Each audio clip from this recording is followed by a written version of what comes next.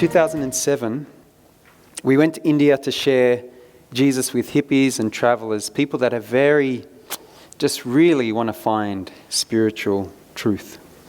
We had an amazing 7.5 years there in India.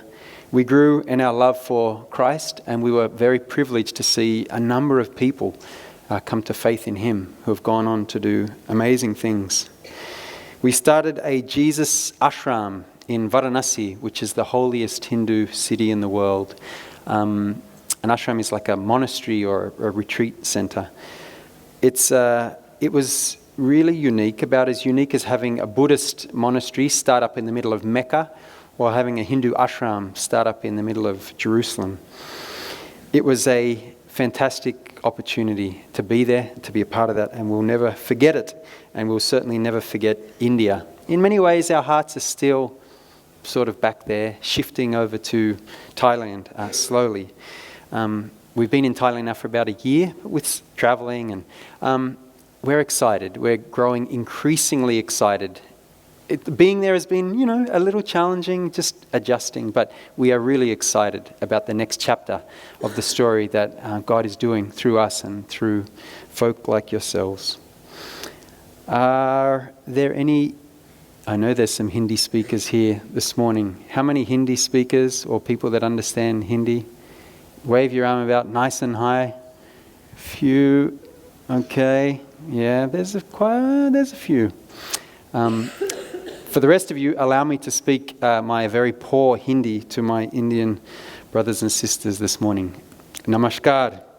Mera naam Brendan hai. Main Banaras se hai. मेरा दिल वहाँ है लेकिन यहाँ भी है, इसलिए आजकल थोड़ा मुश्किल है हमारा परिवार के लिए, लेकिन प्रभु यीशु कितना अच्छा है हमेशा। अगर हम इधर या उधर, अगर हम दुखी या खुश, प्रभु यीशु हमारे साथ है। धन्यवाद प्रभु जी।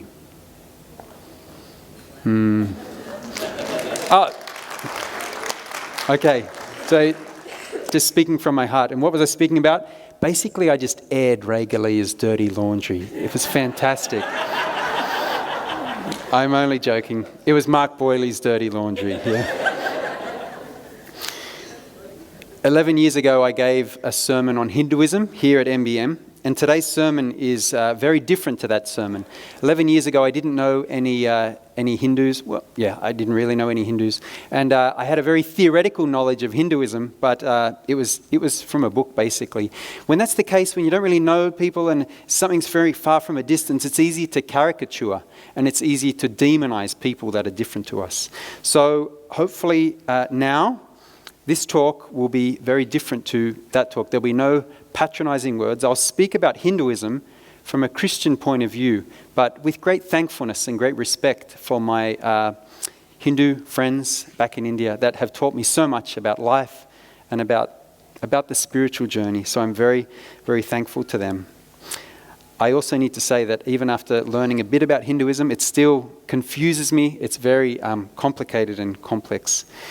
I want to say from the start this morning that what I think the Hindus of the world, Indian people, bring to the rest of the world in a spiritual sense is this constant search, this deep longing to try and find God. And I think Hindus, if they were honest with you, if they were open with you, I think they would say that they haven't found the answer yet. But the search continues as people pray and as they discuss and as they worship and as they talk and as they wrestle through with ideas. It's the air that Indian people breathe. Spiritual search.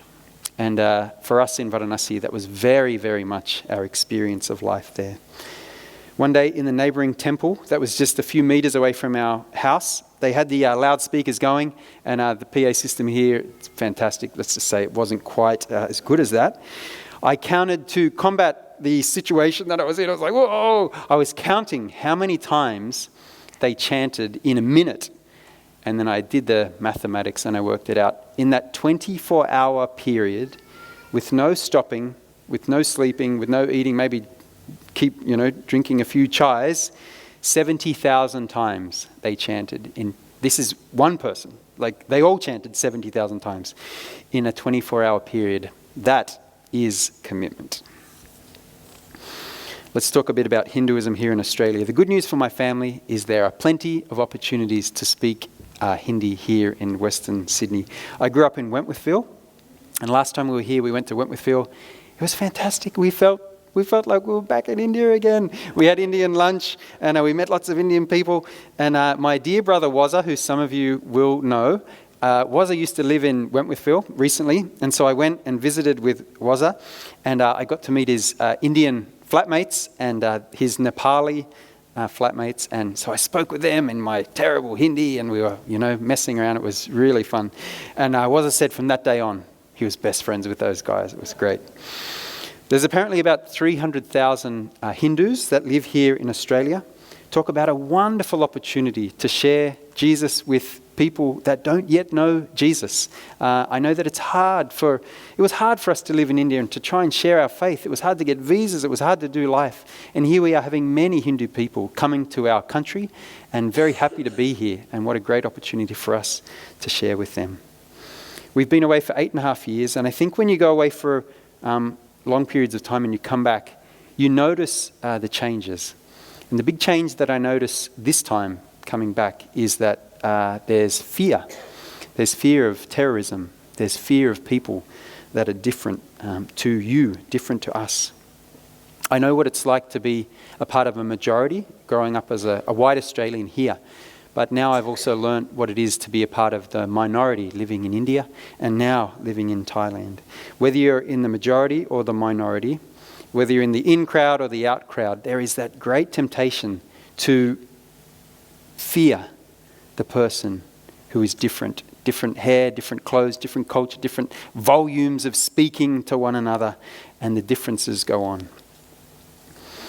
There's an old story of a man in Wales who was out walking on a cold, wintry, misty morning. He was filled with fear because he saw in the distance a monster was coming towards him.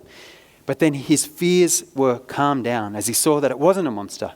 It was a person walking through the mist towards him. And as that person got closer, he realized that it was his own brother.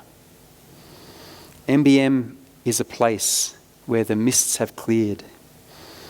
We can look around and we can see the wonderful testimony to the power of the gospel to break down prejudices and to break down fear of people that look different to us. But I think, in the name of Christ, I think we all can do more to welcome people that are different.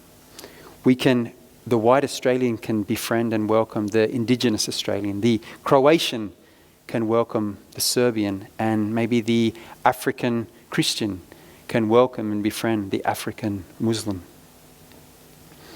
As we get closer to people that are different to us, the monster becomes a person, and the person can become a brother or a sister.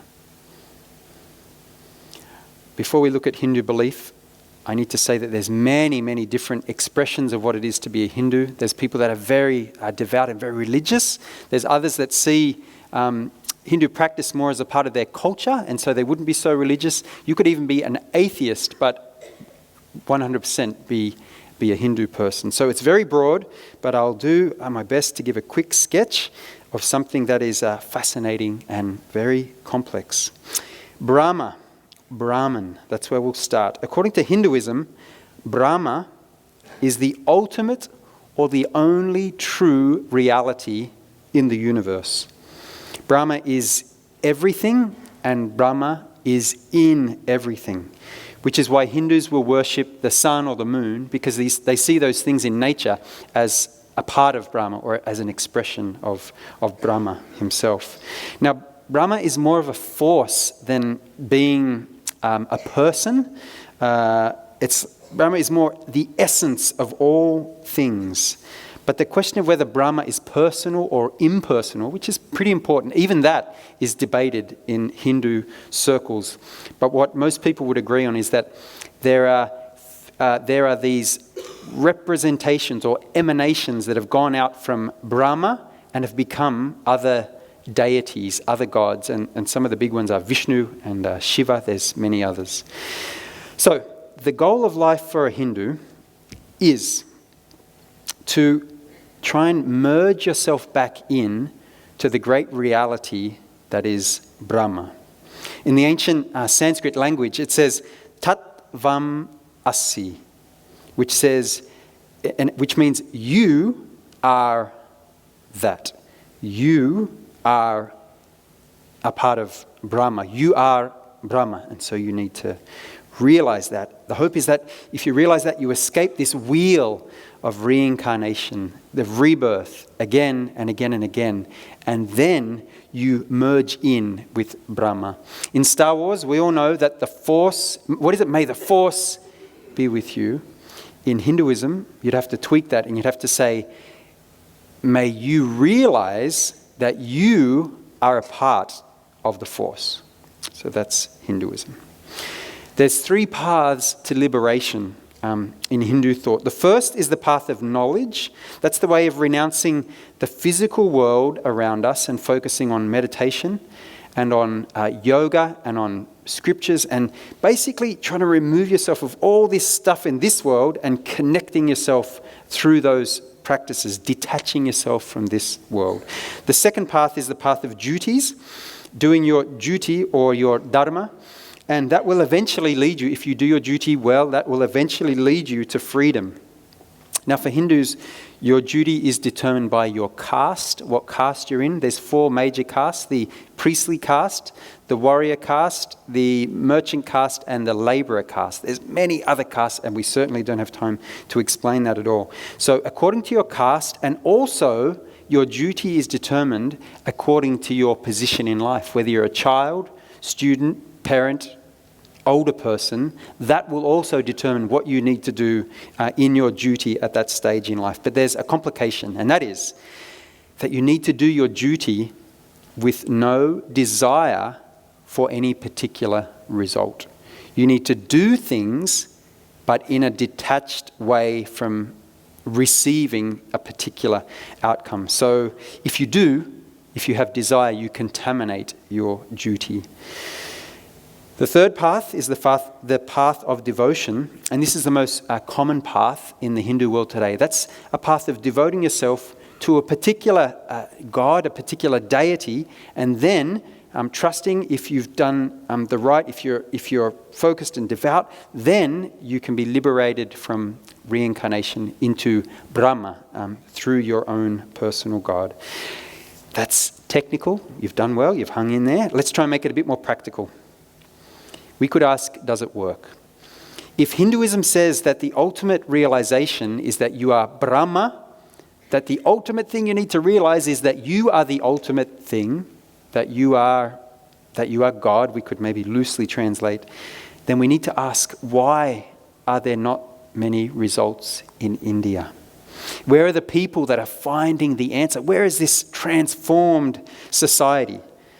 As I've said, I love many, many things about India, about Indian people, their love for life, their passion. They're just so incredibly warm and friendly and amazing people.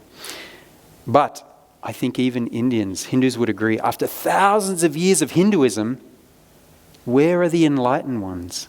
Where are the ones that have found it? They're nowhere to be found. The power of India is in the searching, but it's not in the discovering. One of the saddest statements that I've ever heard was by our dear friend, his name is Govinda Baba. He's a Canadian man and he left Canada in 1971, before I was born, and soon after that time he found himself in India on a very sincere spiritual search on the Hindu pathway. He's never left India in all of those years.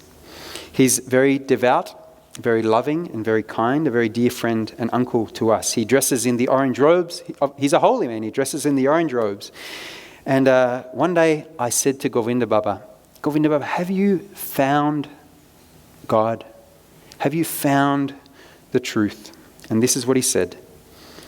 I've tasted the honey, but I can't get the lid off the jar. I've had a taste, but I can't get into the honey. The Bible passage that our dear sister Kitna sundar hai. That our dear sister in her sari read to us today I chose that because of a remarkable young man that we had the privilege of meeting in India and befriending. He's a wandering holy man for Jesus. He's found Jesus. He wears the orange robes. He's exactly like Govinda Baba, but Jesus is his guru. He was raised in a Hindu family, very strict, very devout, and did all of his duties. He was very much on track with that, very sincere. And then he went to the most prestigious university in the whole of Delhi. He was from a very wealthy family. And he said to me, he was the perfect rebel at university. He tried everything. He tried the spiritual side, and then he tried, the side of the world. But then he heard about the good news of Jesus, and he started reading the scriptures. And it was when he read that passage that was read to us just now, that Jesus, the Guru, the teacher of the world, the Son of God, washed his disciples' feet. He said that was it. Because he'd never heard of an Indian guru that would wash the feet of his disciples. And from that moment, he became a devotee of Jesus. He became a Yeshu Bhakta. The next aspect of Hinduism to look at is karma. Karma can be defined as reaping in this life what we have sown in our past life. And then in this life, whatever we do in this life will attach itself to our soul, and then we'll carry that on into our next life. It goes on and on and on. It's a doctrine that offers no comfort to anyone who is suffering. And I know in a room like this, there's some of us that are suffering greatly. Karma offers no compassion for you, for the woman who's been raped, for the family that have gone to the hospital to have an ultrasound of their precious little baby in the womb, and then they see that there's some serious problems. Karma offers no hope, no compassion, there's no love, there's no forgiveness, and there's no mercy. You reap what you sow, according to the laws of karma. Bono from the band U2 said 10 years ago in an interview, I'll read it to you. He said, "You see, the center of all religions is the idea of karma. What you put in comes back to you, an eye for an eye, a tooth for a tooth, or in the physics realm, the physical laws, every action is met by an equal or opposite reaction. And yet, along comes this idea called grace to upend it all. Grace defies reason and logic and reason and logic. Love interrupts, if you like, the consequences of your actions, which in my case is very good news indeed because I've done a lot of stupid stuff. I'd be in big trouble if karma was finally going to be my judge. It doesn't excuse my mistakes, but I'm holding out for grace. I'm holding out that Jesus took my sins on the cross because I know who I am. And I hope I don't have to depend on my own religiosity. It's not our own good works that get us through the gates of heaven." Some wise words there from Bono. Along comes grace. As we finish this section on Hinduism, let's listen to somebody who is arguably India's most famous person in the last century. Mahatma Gandhi, as he talked about his spiritual journey as a Hindu man, in 1920 or in the 20s, somebody asked Gandhiji whether he had found God, and this was his response. He said, "The more I empty myself, the more I can discover God. The world is a well-ordered machine, and we may discover God in obeying its laws, but no miracles are to be expected, and it may take ages." He then quotes another Indian sage who said, "He who would find God must have the patience of a man who would sit on the ocean beach and take a drop of water on a straw and put it aside, and thus empty the ocean by carrying away one drop of water at a time." I feel sad when I read words like that. One of India's greatest souls, and yet so far from having found God. He says, expect no miracles, and it may take ages. Friends, we know there are miracles because we've seen them with our own eyes. We've seen Jesus transform lives in an instant. We know there are these miracles. On ways that we can connect with Hindus. I'd like to encourage you to keep learning about Hinduism. The best way you can do that is to ask an Indian friend or a colleague at work or a neighbor and tell them that you want to learn from them. We are spiritual people on a spiritual journey, and for us to want to learn about another ancient path is a very good thing to do. Be a learner, be a listener, be humble. And as you listen, pray. And as you pray, wait. And as you ask questions of your Hindu friend, you might just discover that your Hindu friend wants to ask questions about you and about your faith and about your journey. If they don't, there's nothing lost. You had a good opportunity to learn about Hinduism. But if your friend does want to talk further, I want to say a few words that you might hear Indians talk about. Hindus will talk about a daily practice. They have daily practices, saying prayers or maybe a shrine in the family home, adorning the shrine with flowers or placing some water, some offerings there. Daily practices. What are our daily practices? We read the Bible each day. We pray with our kids, we pray with our spouses, we meet with our friends, and we read the scriptures together and we pray. I hope you heard me say pray. May we be those people that are praying, that it is our daily practice. Hindus will understand daily practice. If you say, I had a quiet time today, that won't mean anything. If you say, done my daily practices, you can explain things that way. What about pilgrimage? Hindus love to go on pilgrimage, pack up the car or jump on a bus, jump on a train and go on pilgrimages with families and friends. One of the most remarkable experiences of my life was going with my amazing wife to a festival in India. We jumped on our family car, which was the scooter, the two of us, and we drove 140 k's to the next city in Allahabad. We went for the Kumbh Mela. And the estimates were around 70 to 40, not thousand, million people on that year. Whether it was 70 or 40, whether it's 20, I mean, that's the population of Australia. It was an amazing, mind-blowing thing to go to.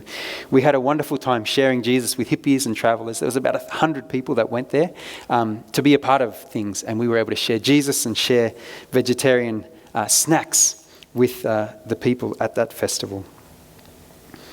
Is pilgrimage a part of our Christian faith?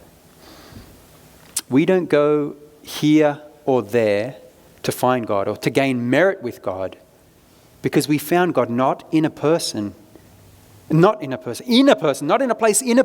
person of the Lord Jesus found in the Bible. We journey with Jesus every day. We walk the pilgrimage with Jesus by our side every day. That's our pilgrimage. That's who we pilgrimage with. We can share those stories with our Hindu friends. Can I also say, as a foreigner who lived overseas for a while now, some of our loveliest memories were being invited into the homes of our Hindu friends, being made feel welcome. When we left Australia, we were very lonely. It was very difficult to have just no one around.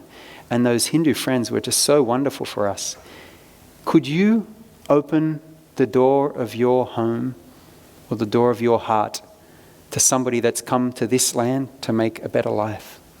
Could you welcome them and make them feel at home here in Australia, in your neighbourhood, in our church?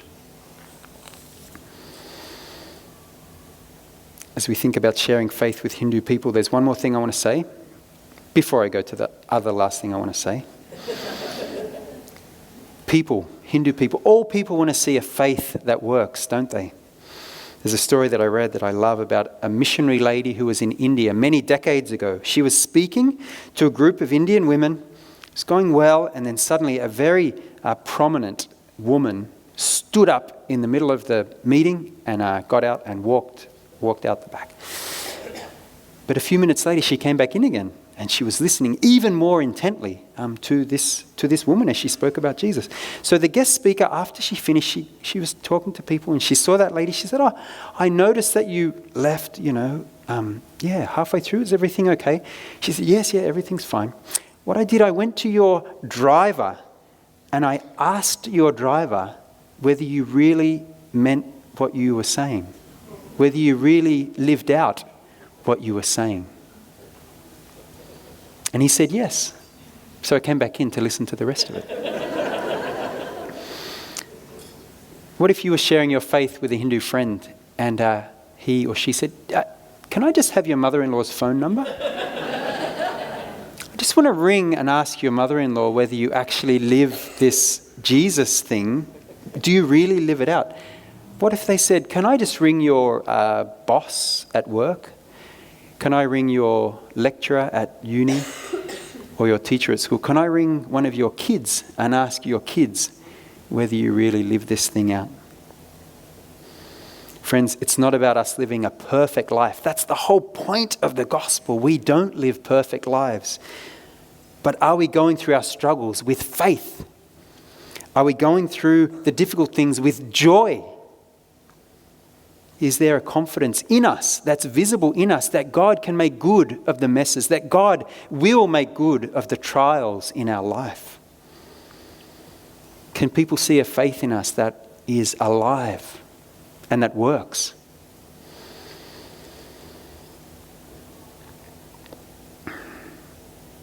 And now for the last story. In India, I used to volunteer at the local Mother Teresa home for the poor and for the dying. One day I received a phone call from a young Israeli traveller. He had found a woman that was dying, and through the traveller network he must have heard that there's this guy called Brendan who knows the Mother Teresa house and can help. So I went down and we planned to meet on the banks of the Ganges River, on the steps, on the Ghats, and I went down there. And I would have missed the woman, except for there was a pile of rags off to the side, and this pile of rags moved. This woman had been dumped by her family on the banks of the river there. Now there's a teaching in Hinduism that to die on the banks of the mighty Ganges River, the Ganga, is a blessing. But I know that Hindu people would be just as horrified by this story as we are.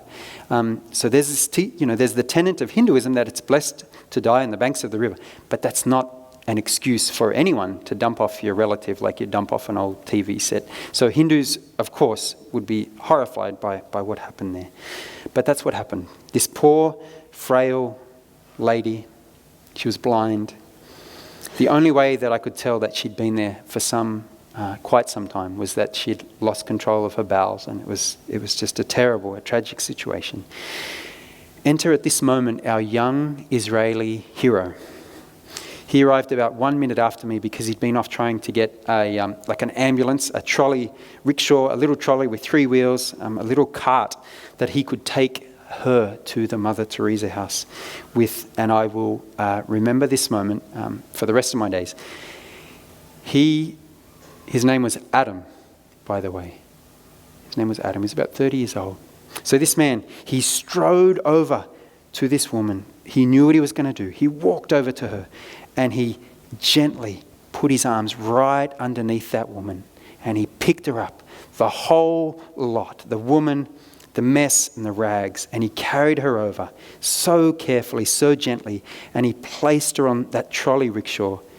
She could have been a princess being let down in a carriage, but she was an old, abandoned lady with filth and rags.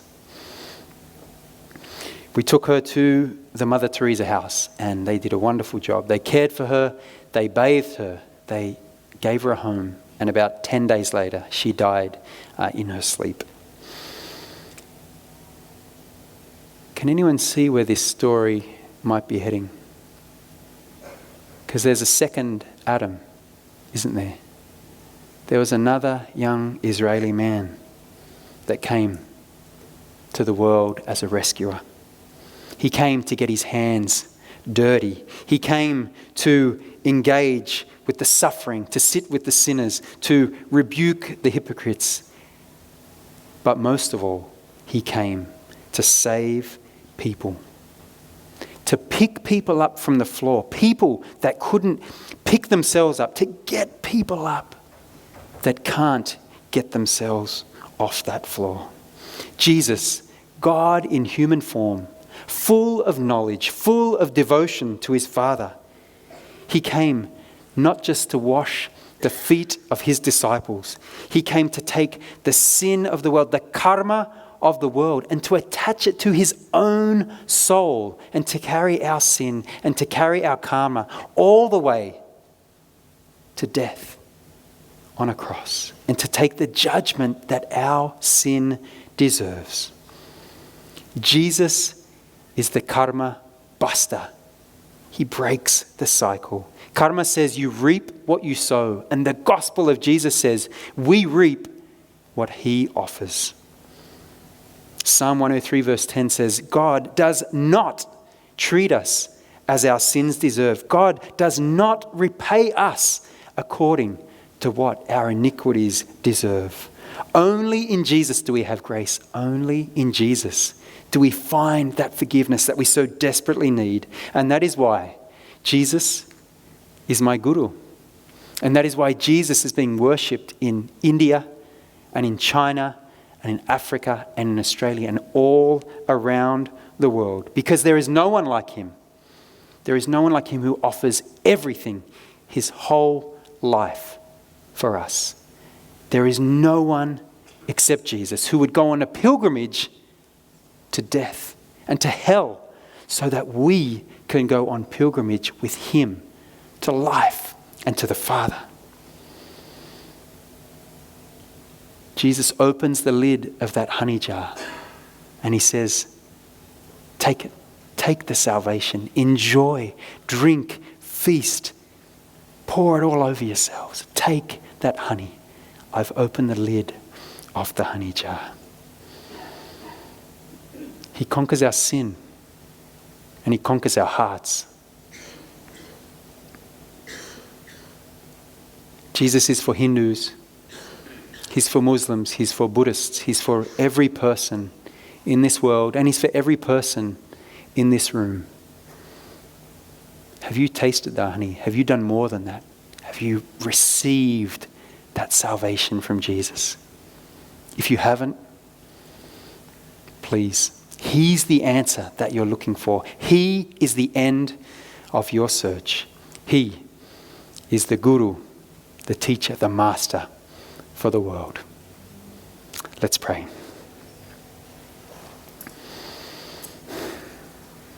Our great God, thank you for your Son. Thank you for all that he has done for us, for taking our sin, for taking our karma and dying in our place.